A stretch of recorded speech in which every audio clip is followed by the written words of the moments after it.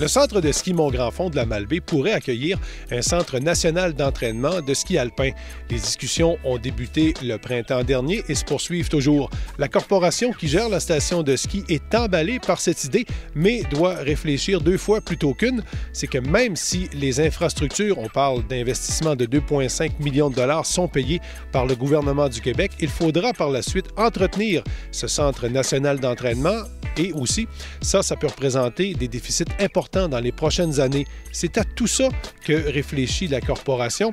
C'est ce que nous dit aussi Alain Goulet, qui est le PDG du centre de ski. M. Goulet, le Mont-Grand-Fond est pressenti pour accueillir un centre national d'entraînement. Il y a eu, ce qu'on me dit, beaucoup d'enthousiasme au début. Maintenant, on est plus en mode réflexion. Est-ce qu'il y a un réel intérêt pour les autorités du centre de ski ici d'être un centre d'entraînement? Si on fait la genèse du projet, c'est que nous, au printemps, on a été approchés par la Fédération québécoise de ski alpin et on a été approchés par Ski Québec Alpin, qui sont 2 entités importantes au Québec pour le sport, pour le ski d'élite. Et le Mont-Grand-Fond a été pressenti pour implanter un centre national d'entraînement. Un centre national d'entraînement, c'est là où les équipes de division, les équipes de zone, les équipes de région et surtout l'équipe élite viennent s'entraîner dans une piste principalement et avec toutes les commodités d'usage, c'est-à-dire des commodités d'enneigement, les commodités de bâtiment, les commodités de restauration, d'hébergement, etc., etc.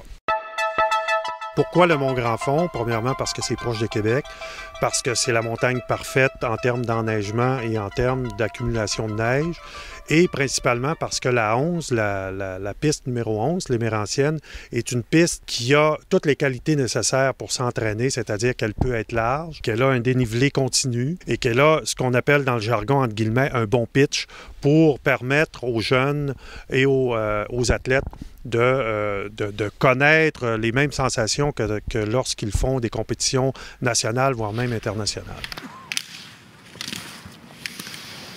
On parle de combien que ça peut représenter en frais supplémentaires pour la station? Là, si, disons, vous dites oui, la Ville dit oui, Ski Alpin Québec, la Fédération, tout le monde s'entend, là. Pour vous, c'est pas gratuit, là? Non, parce que c'est 32 jours, possiblement 32 à 40 jours supplémentaires d'ouverture de la montagne. Il ne faut pas oublier qu'il y a de l'enneigement à faire. Il y a un système qui est plus en demande au niveau de l'enneigement. Il y a des travailleurs qui sont également mis à contribution, donc ça demande un investissement de notre part de l'ordre, mon Dieu, je suis encore dans les chiffres actuellement, c'est quand même assez important. Je ne donnerai pas de chiffres a priori, mais c'est quand même assez important au niveau des dépenses pour mettre en place le Centre national d'entraînement et de donner la piste pour les entraînements. Il faut que les équipes des Laurentides, il faut que les équipes de l'Estrie, des États-Unis, de la Corée, etc., parce qu'ils vont être sollicités, il faut qu'ils viennent ici. Il ne faut pas qu'ils aillent s'entraîner ailleurs. Donc, dans le scénario de rêve, ça peut bien aller. On peut faire des surplus, exemple, si chacune des 15 équipes viennent 4 fois durant l'hiver, bien, on est correct. On fait break-even ou on fait un léger surplus. Mais s'il y a seulement 6 équipes qui viennent, bien là, on commence à parler d'un déficit. Et si on cumule des déficits sur 10 ans, la Ville va se tourner vers nous, la corporation va dire « Ah, quel beau projet! » Bien, le projet, il faut qu'il soit rentable, il faut qu'il soit agréable, c'est-à-dire aussi qu'il y a une cohabitation entre les clients et les coureurs, les athlètes. Donc, nous, on a à gérer ça. On doit gérer cette cohabitation-là. On doit également susciter de la rentabilité, en fait, amener de la rentabilité. C'est sûr qu'en termes de visibilité, ça nous donne bonne presse, mais il y a tout ça qu'il faut évaluer, puis c'est ça qu'on fait depuis le mois d'avril avec Ski Québec Alpin en la personne de Daniel-Paul Lavallée, Éric Préfontaine, le président, M. Martin Rochette, le président de la Fédération, et Michel Drouin.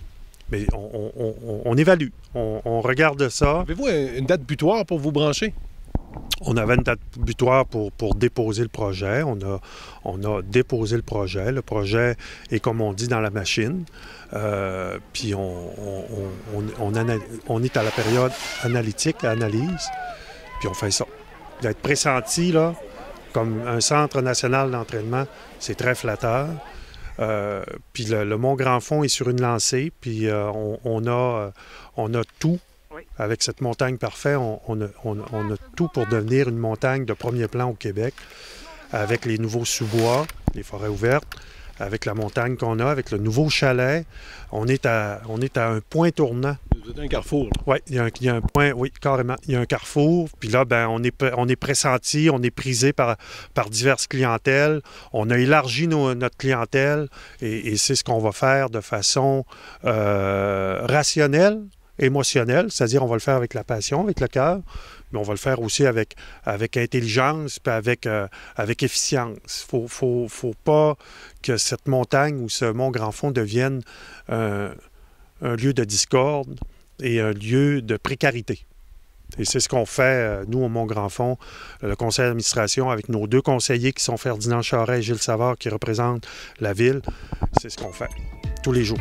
C'est cette piste qui a été ciblée par les différentes fédérations pour aménager un centre national d'entraînement au Mont-Grand-Fond de la Malbaie.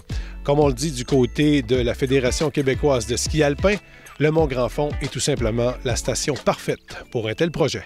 Dave Kidd au Mont-Grand-Fond.